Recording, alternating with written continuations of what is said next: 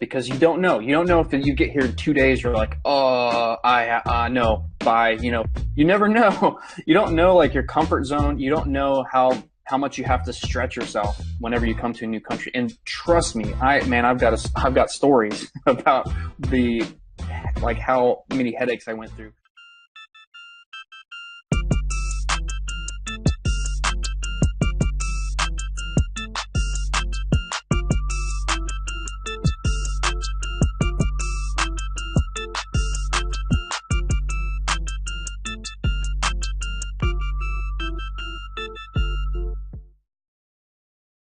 What's going on, everybody on YouTube and iTunes? Steve Raiken here. Welcome to another episode of the Raiken Profit Show. This is episode number 12 with Brandon Pierce. Title of the show is he dropped everything and moved to Thailand to start a private label business selling on Amazon.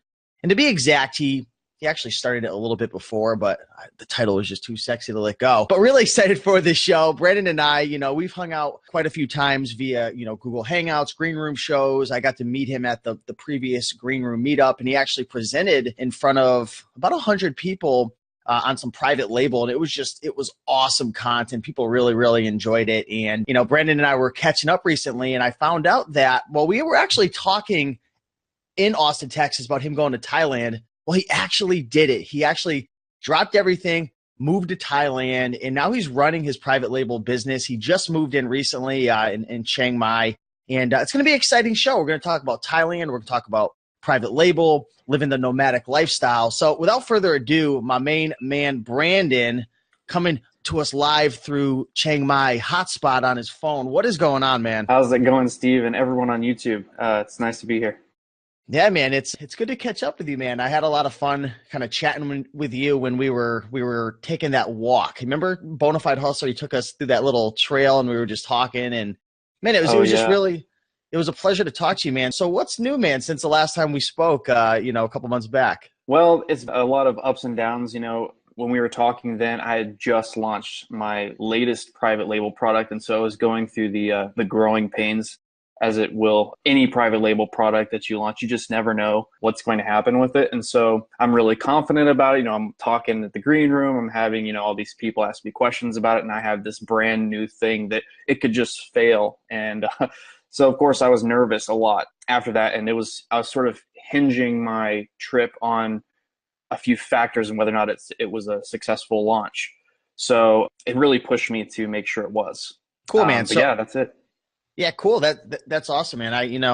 Anytime you launch something new, there's a lot of things in business where there's no guarantee, right? I think that's the big difference between being like the entrepreneur versus working for somebody else. A lot of things, whether it's private label or even an eBay business or launching a YouTube channel or Shopify, there's no guarantees. You can flop on your face. And, based on some of the guests that I've been speaking to that have been having success, it's almost normal in a sense to flop, like to fail at first. But the people who really succeed, it's the ones who they fail, but they know, okay, I can make this work. I just have to get back up again. So yeah, man, it's really cool to have you here. Why don't you tell everybody before we start talking about Thailand and everything and why you went there and maybe some of the challenges that you faced and benefits and whatnot. But why don't you just share with everybody like a little bit about where you are right now in terms of your private label business, if you don't mind sharing, like how many products you have launched, maybe some of your results, just to kind of, build some context for this show. Sure. Well, I have currently 2 private label products that are listed on Amazon right now. One has variations, and the one I just recently launched, I'm almost sold out. That's actually a really cool thing because I've gauged this correctly. I think that I'll sell out right as Christmas hits. So that's a really cool feeling. But yeah, I've done pretty well with it. I think I can pull up my, maybe my numbers here, and you can see this is today. I don't know if you could see this. Some of my numbers pull it back a little bit. I see 139. Yeah, that's the sales today so far. So, and this is basically me doing all of this without having any access to retail arbitrage, or I'm not even doing online arbitrage. This is just a private label thing that I've sent this product in or these products in, and I'm just sitting back and basically letting them sell and monitoring that with some keyword adjustments and AdWords and pay-per-click and stuff like that. So that's really all that's driving it. So in your opinion, Brandon, I know, we've interviewed quite a few private sellers recently, and we have a couple more coming up in the chamber. But why don't you mention to everybody why you believe private label selling on Amazon FBA is such a great opportunity, and maybe just share a little bit about like how you actually make money from private label and how it works to kind of set the stage for everything. I think that selling through FBA is a great opportunity, whether that be retail arbitrage, online arbitrage, or private label. Really, the fact that we can resell things, the fact that we can, as individual people, create a business from almost nothing, a little startup capital and a lot of time. It's an amazing time to be alive. And FBA, I mean, Amazon has given us quite an opportunity here to really capitalize on all that. The reason why I choose private label over the standard retail arbitrage, online arbitrage, thrifting models is because Amazon, as you may know, has been cracking down on with adding restrictions, brand restrictions. I mean, I've heard a lot of things on the grapevine that Amazon's kind of moving away from the third-party resellers and trying to move more towards wholesale and more towards creators. And because there's a lot less trouble for them, they don't have to deal with lawsuits. They don't have to deal with all the minutia that comes with someone who's a middleman. So trying to knock those people out. I think private label is a great way to go because no one can sell your product but you. All you really have to worry about is someone competing for your listing and making an improvement on something you've made, which helps the economy because then you can then improve on what they've done and so forth. And we just get better and better products and service and happier customers overall. So that's why I like private label. So what made you drop everything? Where are you from in the States? Where are you from? From Austin, Texas. Austin, it's a Texas. wonderful Okay. place. It was hard to leave. So you dropped everything in Austin, Texas, and I know for a fact that's a beautiful place. I've traveled there multiple times, just beautiful people and just great culture, and it's just an awesome place. Why did you drop everything in Austin, Texas to move to Chiang Mai, Thailand, right? And you're living in you moved into maybe what, 400 square foot apartment, I'm going to assume? Yeah, it's pretty small. It's got a mini fridge and an old TV. I don't even use it. It's unplugged. It's not even plugged in, but it's there. I think the only English channel I get is Fox News and maybe a cartoon channel. Everything else is, they actually have, it's interesting. They have channels in different languages, not just Thai. They've got German, Japanese. It's interesting. We don't have that in the States, but yeah, I moved to this small apartment. I'm paying $200 a month to live here. Wow. Yeah, and it comes with a little mini fridge and a shower and all that stuff. So, I mean, it's just a place for me to go to sleep, wake up. Sometimes I'll work out of here, but there's a lot of co-working spaces and a ton of coffee shops here in Chiang Mai. But I decided to leave Austin and the States in general because I was doing some research and I found that there are these communities of quote unquote digital nomads or location independent entrepreneurs that have found ways to generate income online only. And they're just using their computer. They're going wherever they want in the world. They're sitting in a bungalow somewhere like near water. I mean, that's the idea and the I love that you get when you think of that. Yeah, it's such an amazing thing. You're drinking Mai Tais in Cambodia and then checking your Amazon listing, occasionally. So there's people actually doing this. I actually talked to one today who had just got back from a visa run in Cambodia and was talking about his Amazon product. So, I mean, these people have super interesting lives, lots of experience, and it's like going to college again, but focused primarily on this new thing of capitalizing on the opportunities that we have on the internet. And that's everything. Wow. That's merchant, like Amazon selling shirts. That's like SEO, capitalizing on Google AdWords for drop shipping or affiliate sites. How to make awesome YouTubes. Like I actually went to a YouTube meetup 2 days ago and talked about how to create YouTube content and be successful at it, which I didn't really have that kind of community that I could talk to in Austin. I mean, there weren't a lot of people who thought like that. So all in all, there's just a whole lot of like-minded individuals here. And I like to make this comparison because I'm a part of the green room, which I highly recommend anyone who's interested in reselling or starting a business online to get involved with some sort of mastermind group like the Green Room. Mm. It's not for everyone, but for me, it was great. And it still is. And I'm still a member. But what's great about being in Thailand, in Chiang Mai specifically, or Bangkok or Bali, Indonesia, or I mean, there's tons of places you can go to that have these little hubs, is that you're going to run into these people who are so supportive, like-minded, open, generous. They already have their thing going. It's like they're not going to want to steal your thing, you know? So it's a great place to learn and to exchange value and a lot less distractions. I mean, I don't get a lot of, the online distractions that I would get in the States. That a lot of the stuff is blocked here. I don't have the cable TV and all that I might have. It's more difficult to be distracted unless I'm going out for fun, or to explore, which the weekends are great for that. There's tons of festivals, so I can do that on the weekend.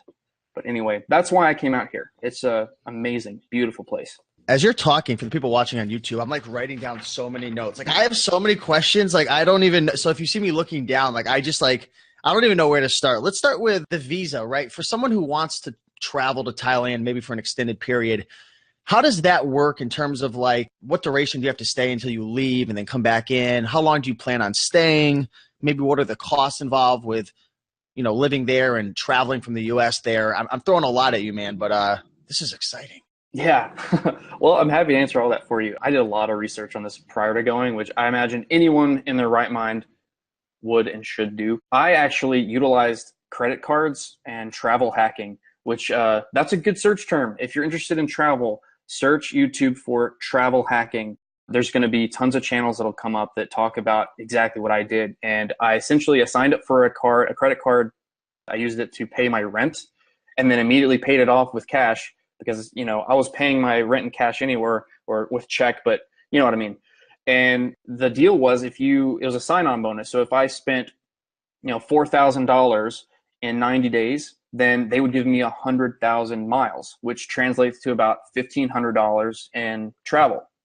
Wow. Which is crazy, right? Yeah. And I basically there are a few perks that come along with it. Like you can stay when you're at airports, you can go to lodges like the VIP lounges and get free food, free internet. You get to sit on a couch and you don't have to sit in the stupid, airport pews or whatever, next to the snoring person there. But yeah, so travel hacking was a great way to pay for the initial trip. And the cost with miles, I ended up paying nothing out of pocket, and I still have miles, but I ended up using 37,000 of those 100,000 miles, which equates about $550 US. And it was about a 20-hour flight, and it was connecting flights, but it was all with the same carrier, Singapore Air, which is highly rated. I highly recommend looking at one that is highly rated because you never know. You want to be comfortable if you're going to be on a plane for that long. Right. But as far as getting a visa and entry fees and all that stuff, the first time you travel to Thailand, at least, you get to come for free and you get to stay for 30 days. And it was painless. I just walked through immigration. They stamped, my passport, which you will need. Which and then, I'll need. We had that talk about it. For everyone watching, I do not have a passport. Just want to put that out there. Random fact about Steve Raiken. Keep going. Well, actually, I filmed myself applying for my passport. So I will be posting that soon on my channel. But kind of show people how easy it is to do. But yeah, so you got to have a passport. It takes like 6 weeks to come in, and generally about $130 to $190, depending on where you live and what kind of passport and everything you get.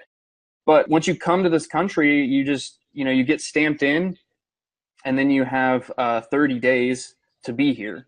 At which point you need to leave the country, and you can come back in for what's called an extended stay, and they actually allow you to come in a few times for free. Eventually, they'll be like, okay, all right, why don't you get a visa? Why do you keep coming back? What's going on? And then you pay for a visa, and I think it ranges anywhere from, you can get like a 60-day visa up to like 6 months. I mean, if you're near retirement age, you can live here indefinitely. You just check in every year. You just have to meet certain requirements for how much money you make every year. But yeah, it's fairly easy to get in. And again, these are all things you can easily search online. And there's tons of information out there about coming to Thailand specifically. So what's your game plan in terms of like how long do you want to stay? Because right now you're on that free 30-day visit, right? And then I'm assuming Yes. you're gonna apply for the extended stay, which is how long? Another 30 or 60 Another days? 30. Yeah, another 30 days. So another 30, and then after that, then you're going to, I'm assuming, apply for a visa. As of right now, that's the intent. I'm for sure staying here until November 30th. When I came in, it was October 24th was when I got stamped. So I have to definitely get re-stamped and leave the country, come back in on November 24th. That could be a pain in the butt for a lot of people because you have to leave the country and come back in. And that's, that can be a huge time waster, and a lot of people don't like doing that. But I mean, if you want to leave the country, you can just go to like Kuala Lumpur, Malaysia. You can just chill there for a couple of weeks, and it's like you're visiting another country, and then you come back in.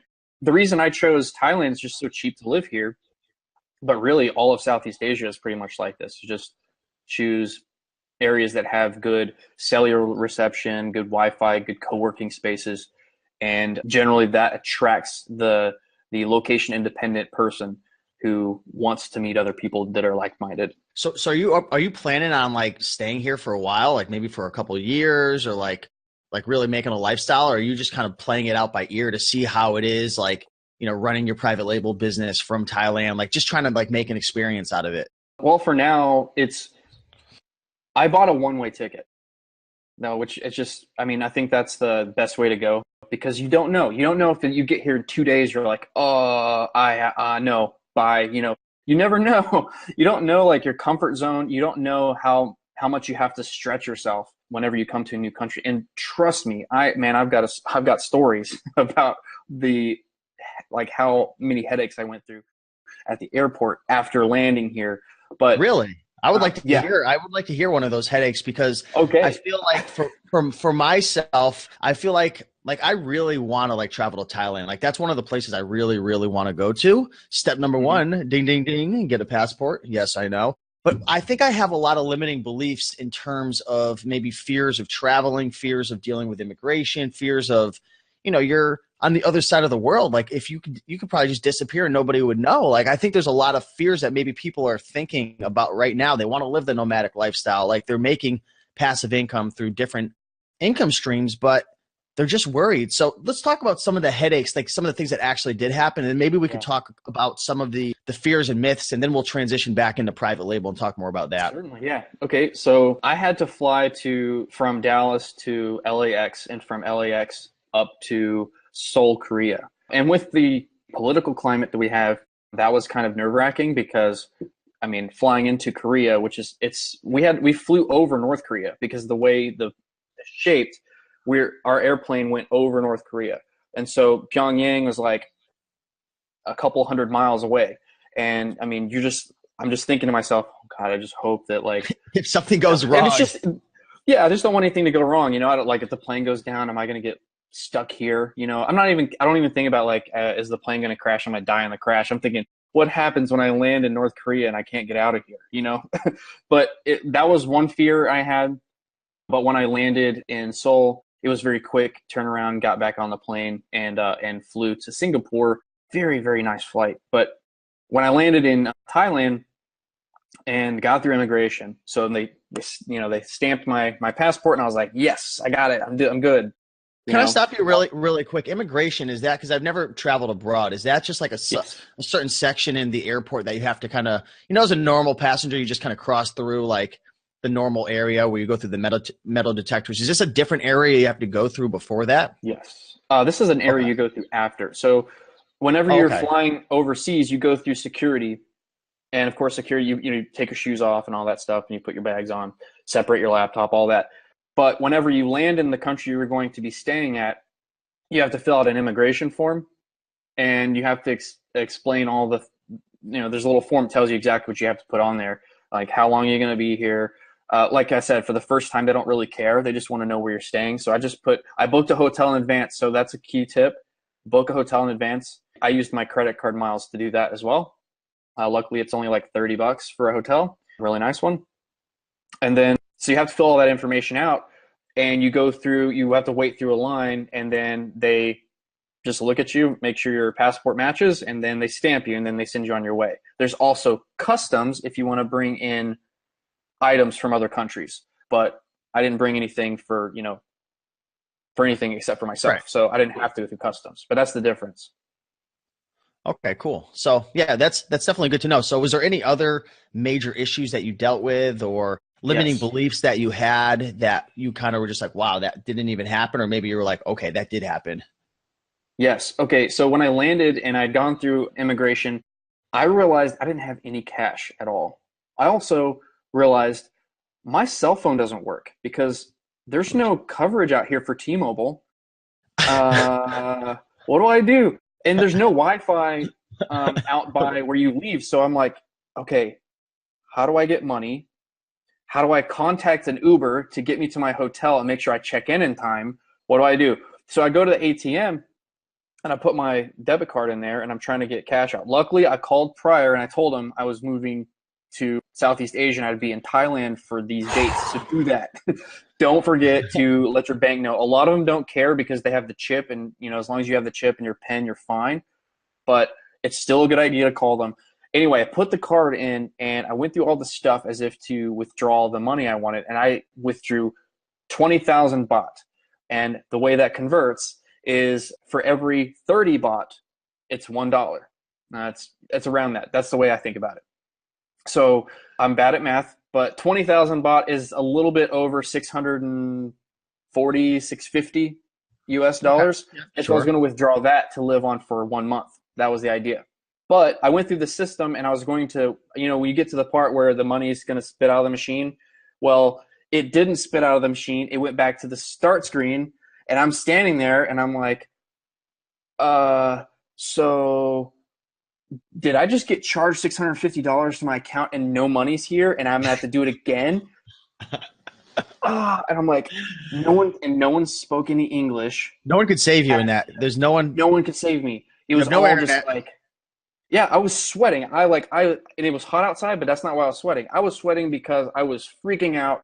I had my first freak out within 10 minutes of landing, and I was like running around with my head chopped off. People were looking at me as like, tourist, you tourist, I could tell. And I went to the information desk, and they found someone who spoke fluent English, and they said, try going to an international accepted ATM. And they pointed to one, and I was like, okay, I went there. And they said, and then try withdrawing less. So I put in 10,000. It went through. I was able to buy my SIM card for $7 and then get set up so I could get the Uber ride. And the rest is history. But that was a super nerve-wracking thing, and I had to be mentally prepared for what to do if all went to shit. But Wow. yeah, Yeah. So man, 10 minutes in and you're already sweating bullets, man. That's yeah. that's crazy, man. So now that you've moved into your own place, you've got the SIM card, you're all set up and stuff. What are your main goals right now with like your private label business and living over there? Where do you hope to be in a couple months? Do you have any plans for launching products? What are your thoughts on that? Okay, yeah. The great thing about being here, again, as I said before, is the lack of distractions. So the first couple of days, I was getting acclimated to everything around here, some of the language, how to say hello, thank you. We're trying to find out where things are. So reaching out to people. But this is the community that I'm so in love with that I can do these cool things with. I reached out to a group on Facebook that is about digital nomads and about location independence. And these guys just so happen to also be private label sellers or drop shippers. So a lot of these people are just like me. And so I had one guy show me around the town and I helped him with his keywords on his product. So it was like a really good exchange there. And then he told me about this Amazon pay-per-click little meetup today or earlier today. So I went to that. And so I'm basically going to all these lectures throughout the week. They have these Wow. lectures that are set up. Yeah, so and they're free. All you got to do is go there and, buy a coffee and go Yeah, upstairs let's and talk listen to about the person that. speak. So is this like is it all in Chiang Mai? Is Chiang Mai a small little kind of like I'm thinking that it's like a big city. I really don't know. I'm ignorant to it. Like, is this a big, small place? And like, how is everybody so interlocked? So you remember Austin? It's about the same size actually as Austin, or it feels that way, but it's a lot more humid. Anyway, it's a lot, and most people live in this really small area in the Niman district, and it's really close to two of the malls, and the local people here have sort of embraced the Farangs, the foreigners, and have built this area that attracts us here. And so there's a lot of English speaking people who are selling things and are willing to help you out. They're so friendly. But because of that, you have a lot of English speaking people living in these lofts, these flats. And it's really cheap. Like I said, $200 for my apartment. Geez, that's like 3 days at my apartment. Right. I was paying 1,300 in Austin. Yeah, So you can I pay imagine about this is like, 14. I'm very similar. yeah. So you're asking, what am I planning on doing? Well, I came here so that I could, one, attend all of these meetup groups. I'm doing an SEO conference on the 3rd. I got into that for free somehow. It's like a $300 thing I got in for free. I just had to volunteer for something. But it was, again, I met through people who are doing what I'm doing. So I get to go to that. So it's a lot of, it's like college. I'm educating myself, getting better at it. I'm going to be optimizing my products. I'm also going to be launching a couple of new products. And I can do that. I can afford to do that because I'm spending so little on the living, and the food is like, I can spend anywhere from $4 to $10 a day and eat like a king. So Yeah, yeah.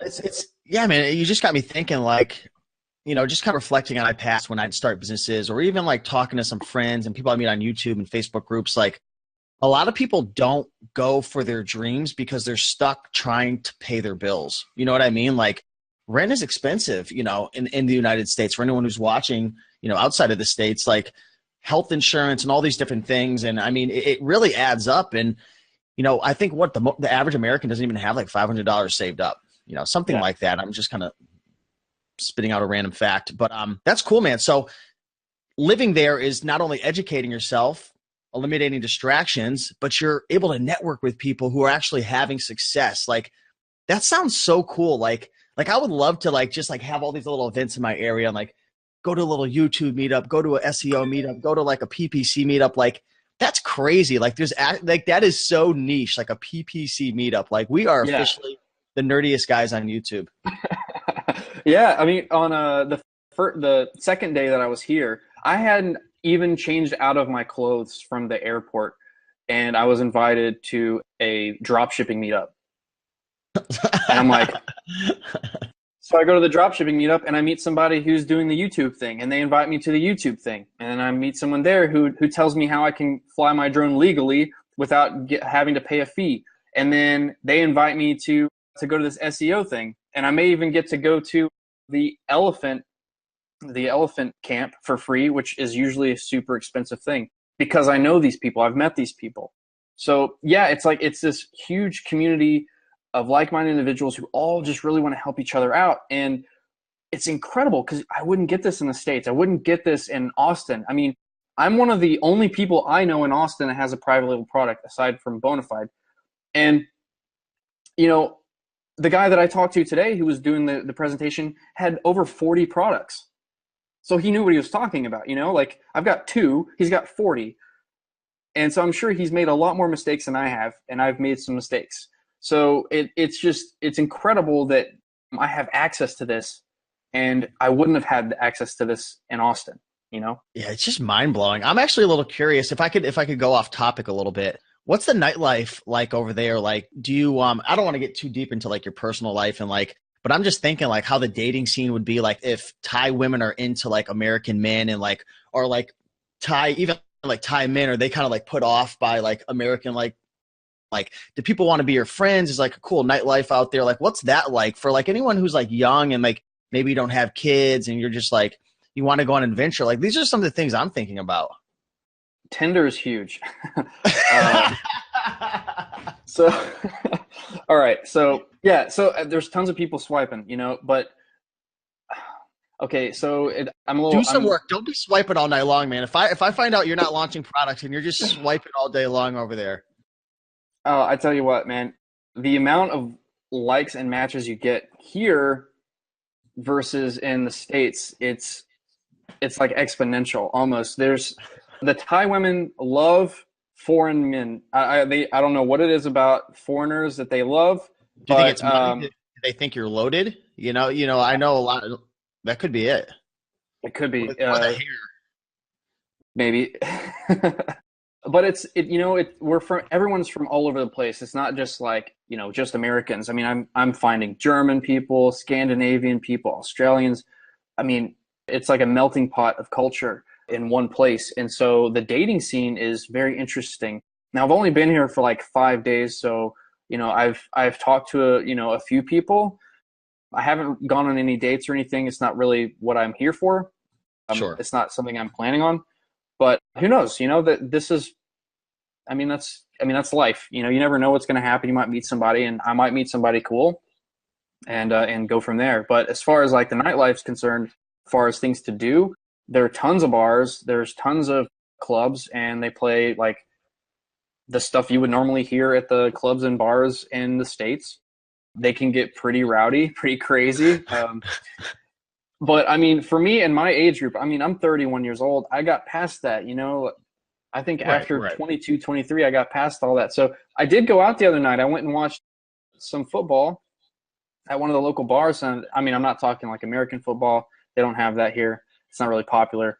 I could stream it from my computer, but it was soccer. I watched the Manchester United play.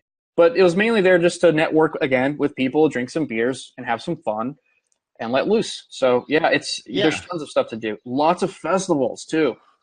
Yeah, So that's cool. There's a lot of people who, and I never want to be like this, and I'm not judging anybody who's like this, right? We're all different, but I never want to be the type of guy who just works, and like doesn't have fun. Like I want to be able to go out and have fun and like obviously be in relationships and, experience different things and just have a good time. So I think that's like really one of the cool benefits to being over there in Thailand. Like that's one thing that definitely attracts me. Another thing as well is I need to know, have you gotten a massage yet? Because I heard they're dirt cheap over there. I haven't yet. Dude. This weekend it's happening. I'm giving myself like on the weekends, it's just fun, just fun. And during the weekdays, I'll do like my morning run, my ritual and everything, exercise, and then work until I can't anymore. Do the meetups. And then on the weekends, it's just fun, as much fun as possible. So that's how I Yeah. have it set up. I think that's a pretty good balance. I mean, that's probably how most people do it, Yeah. but for me, it's balanced because I was working all the time when I was living in the States. It was just, I didn't have fun. To me, working was fun, but I realized recently that there's a lot more to life than just business all the time.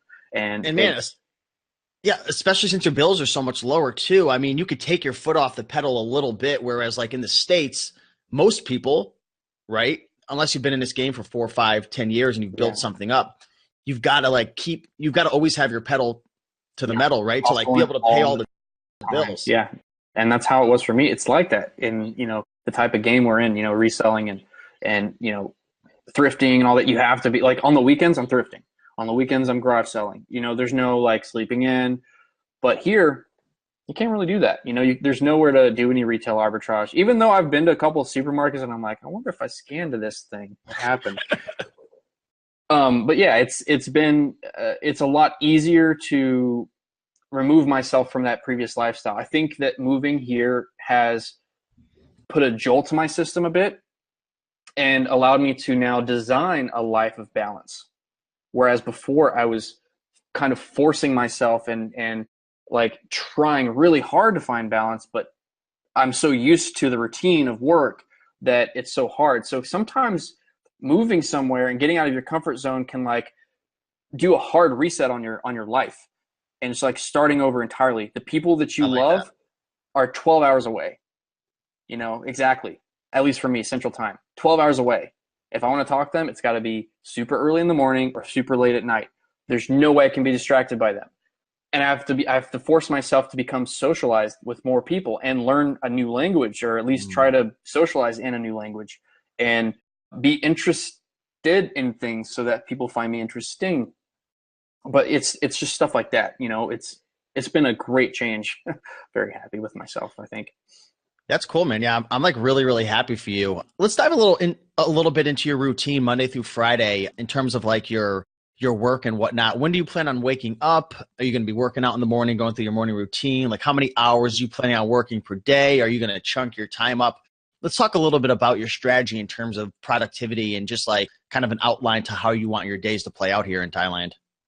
Sure. So consistently since I've been here, I've gotten up at 7 a.m. It's actually pretty easy to do because it gets hot really fast and the sun comes right in. So I picked an apartment where the sun comes right into my window and shines on my face. So it wakes me up. And then, I do my 5 to 10 minutes of gratitude. And I just ask myself positive questions to, kind of start my day in a great way. And then at that point, since I'm feeling really optimistic, really good, really, really fulfilled, I can then make better decisions about what I'm gonna do in my day. So, I'll find like a trail to run on that's like a 1/4 mile trail, or I'll just walk to the mall, because that's a good place to get food for pretty cheap on the bottom floor. There's also food trucks all over the place. So, I can't really cook here. It's more expensive to cook than it is to buy Oh, wow. good food, healthy food for you. So I'm almost forced to eat healthy because the food that's terrible for you, like the McDonald's and the KFCs and the Burger King, yeah, they are out here. Pizza Hut, it's all out here, but it's super expensive. So, I can eat like some amazing fresh fruit that's the best flavor you ever had because you don't get that in the States. And I can get omelets and stuff for like less than $1 for a meal. Oh, You know what I mean? And yeah. so I can eat like 5 times a day, small meals. I can exercise whenever I want. But typically after I wake up and I do my ritual, I'll go run. And then I'm hungry after that, so I'll eat and then grab some coffee or go to a co-working space after stopping by the apartment for my laptop. And then go work somewhere with some good vibes. And then, give myself a break for lunch, maybe go to the mall, walk around, check out some of the sites, do a little bit of YouTube filming, and then Nice. work some more until, it starts getting dark. And usually there's a meetup. Like I said, every day there's almost something every single day to do, whether it's meetups So to cool. find new friends or work. And then come back and I'm usually pooped by then. So I'm like, passing out and then wake up and do it again. That sounds like a really fun day. Yeah. I really want to do that sometime. Come How do do you it, like the man. co I'm telling you, man, like I was saying this before, like I think I'm ready to take that step to like it's one of like if I think about like different areas of your life, there's relationship, business, finance, like lifestyle and fun, like that's like one of the things I really, really want to do is get a passport and go. And it's making just talking to you is like making me feel a lot more comfortable about traveling there. So that's cool. You mentioned a co-working space. That's just kind of like a little space that I don't know if you rent it out or you pay a fee to get in, and like there's just a whole bunch of people working around. It's kind of like a Starbucks in a sense, right? But it's like a Yeah. different area. Yeah, they have so there's probably more coffee shops per capita on a single street than I have ever seen anywhere. I mean, you walk by a coffee shop right next door, what is it? It's a coffee shop. And right next door to that, you guessed it, another coffee shop. So there's tons of coffee shops, and some of them are nice and large and have really comfortable seating, and some of them turn into bars late at night, but they're coffee shops during the day. And so if you go in there, you buy something like you buy a coffee, you spend like 75 cents to $1 on a coffee. Mm. And it's good coffee, by the way, because it's from here. You sit there and they give you free Wi-Fi generally, and you can work. But there's co-working spaces where you can pay like a monthly fee, and you go in there and it's all about work. Like they'll have separate offices for you. They'll have conference rooms, projection stuff, ways for you to communicate, with a whole bunch of people at once. So, I mean, there's a lot of cool things, and the one that's coming to mind that everyone sort of talks about is Pun Space, Yep. and it's one of those hubs here. Also, Camp at Maya Mall is another one of those co-working spaces, but there are tons of them out here. A lot of them unnamed, and a lot of people don't want people to know about them because then they'll become overcrowded. So but there are tons of places where you can work. So you just get tired of one place, go to the next place right next door, and it's good to go. Or you can just work out of your apartment. So there's co-working spaces are a huge thing here because they allow you to network with other people, and you could just be sitting there typing away on your computer, and then someone comes up to you because they know you speak English and they just start talking to you. So you don't get that everywhere. But yeah, So, if you don't want to talk, just earphones. so where you are right now, are you just walking everywhere, or are you like jumping on the back of scooters or taking Ubers? Like, how are you traveling around there? And shortly, I want to get into like more. I'm going to hit you with like a bunch of private label questions. Oh So yeah, as yeah. you're answering that, get prepared, man, because I'm coming with the heat.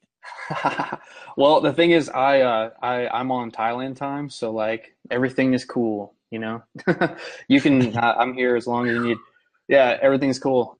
You can rent motorbikes or you can buy one. And you could spend $800 and buy one, and it'd be yours. Or you can rent one for, weekly or monthly, and it's a couple $100 for a month, and you can get anywhere in the country with that.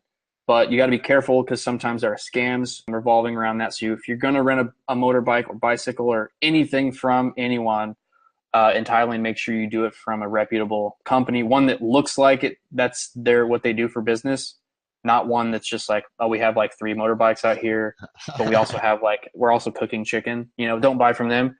But yeah, I actually walk everywhere. I even walked all the way to the drone registration office the other day, which is a 5-mile walk there and 5-mile walk back. And I did it on purpose because I wanted to see everything up close. I wanted to explore the town a little bit. And if I had taken a Song Tao, which is the little red trucks that take you from place to place, which is really cheap, like 20 baht, which is less than $1 to get Jeez. pretty much anywhere in the city.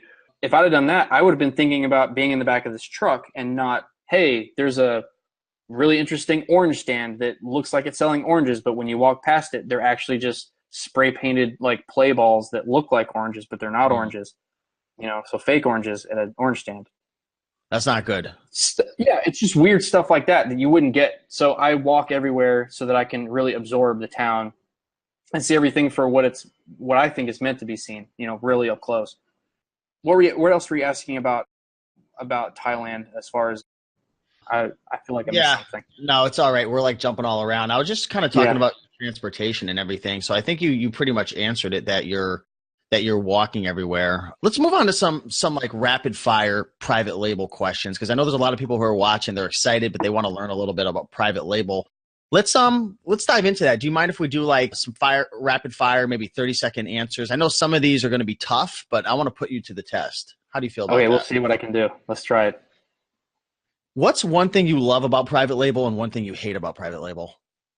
One thing I love creating my own product, and it's like my baby, and watching it grow. One thing I hate about it is having to wait a lot.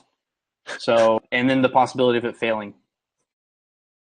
How do you find a private label product? Because I'm on that same path right now. I had just purchased the Jungle Scout web app, and I've been going through, and I don't know. I don't know. I was feeling a little bit discouraged going through it because it was just I didn't get a ton of results the way I did it and what I was looking for, and like I just have a feeling maybe I wasn't doing things correctly. Like, how do you find private label products, and what are your thoughts on Jungle Scout? I love Jungle Scout. It's great. It's one of my go-to apps. I also use Unicorn Smasher as well, which is another free option. It's not as accurate as Jungle Scout, and you're going to get a lot more value out of Jungle Scout, even though you pay for it. But I actually have a 30-day method that I follow, which I spend 30 days and find 30 products and then analyze those products over the course of 30 days so that I don't get too excited or depressed about anything in particular. But that's how I do it. But there's actually a new way that I'm learning about, which involves you don't even look at the product at all. You don't even search for a product. You just search for key terms. And you find key terms that are searched a lot. And then you make a product around that key term.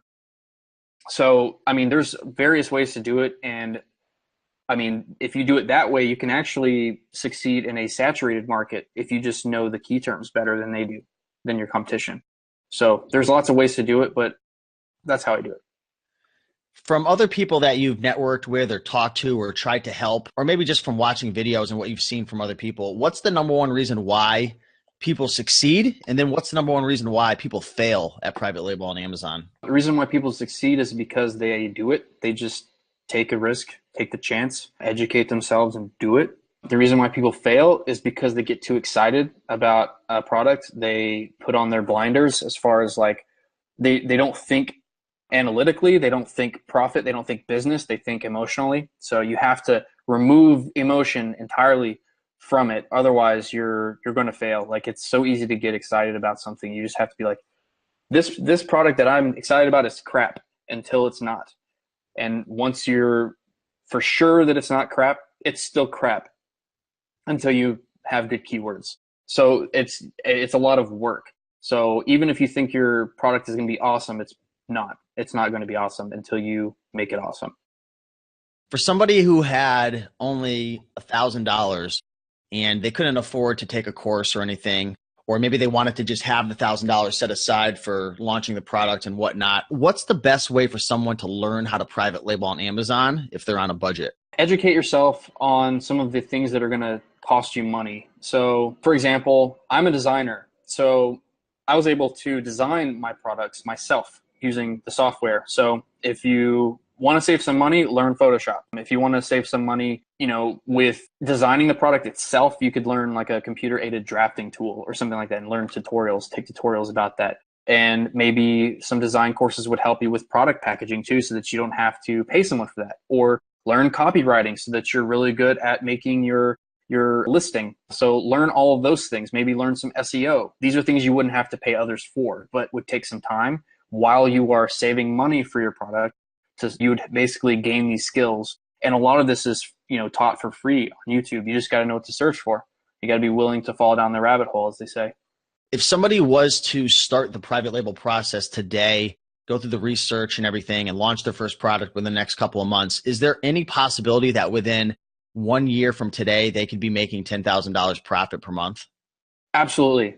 Although I would say launching a product right now, in my opinion, is not that great of an idea. Q4? Like right now, as far as like this month, in the next 2 months. Let's just say January because of the Q4 and the issues with Christmas. I'm assuming you're going after? Yes, that's where I'm going after. Okay, here's a good idea. So if you have your idea and you've already got what you want to do, if you're able to get your product manufactured in, say, February or March, you'll be giving yourself enough time for that product to arrive from the manufacturers from overseas by boat, which is the cheapest way. Give yourself enough time to get your listing up, optimized, all your keywords done, your photos, and give it plenty of time to make some organic sales with reviews before the next Q4. Absolutely, you can make tons of money from it. In fact, one of the guys that I was speaking with earlier today, he does rapid fire products. Like I said, he has like 40. So he'll get a product started, and then within 2 weeks, because he has such a high ad budget, he can make $20,000 in a month because he knows exactly what to do because he's got experience. So, I mean, it comes with experience, but it's absolutely possible for even a newbie to do it. You got to have a good product. You have to be smart with your launch strategy and educate yourself with every single step and meet somebody. The trick is, I think, meet somebody who's already done it and have them help you if you can. So Chiang Mai is awesome.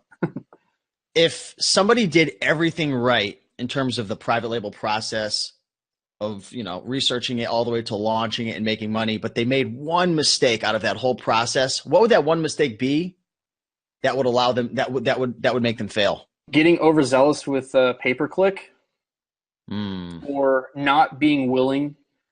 That's one. Or not being willing to work for your reviews. Because you need to have reviews.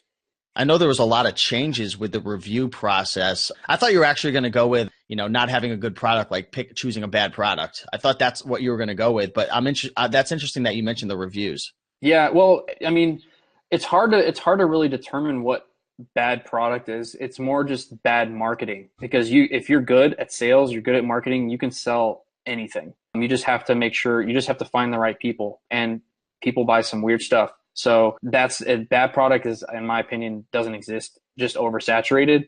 But if you've done all this stuff right, then you will have noticed that before you even got to that point.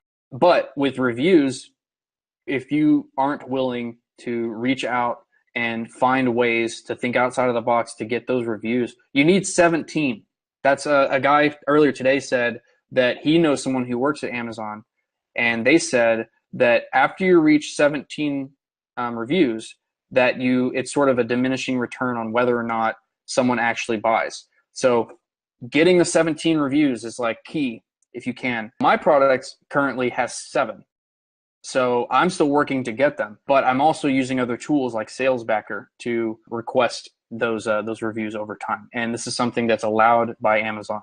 So, but yeah, I would say not doing the work to get the reviews is probably the biggest thing, and spending way too much on pay-per-click when you don't have the right copy, the right keywords.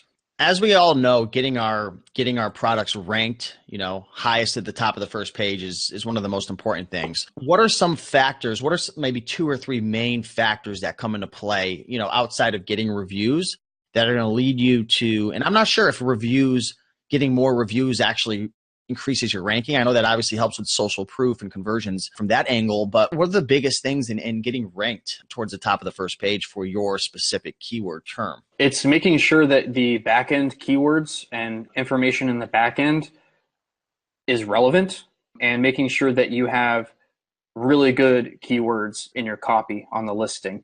If you have that information, you will index on Amazon and they will automatically put you in specific places. Like, for example, if your search term was water bottle, I mean, you're probably going to have 400 pages of competitors, right? Super broad. But if you change the keyword to something like aqua sport bottle or something like that, it's still a water bottle. It's long tail though. But it is long tail, but if you search something like that, you might find that you only have 20 pages of competitors. So if you ranked for that, and if it has to be something that's searched, obviously it has to be searched. So there are tools out there that are free, some that you pay for, that'll tell you how often a search term is searched for. But if you're able to find something that's super, super saturated and you're like, how do I rank in this niche?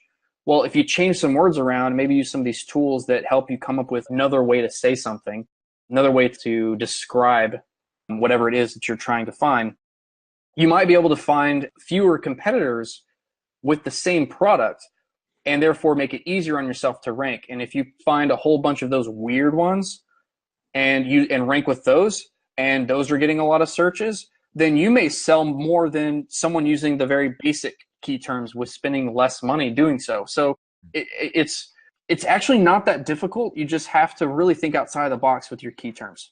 Awesome. Cool.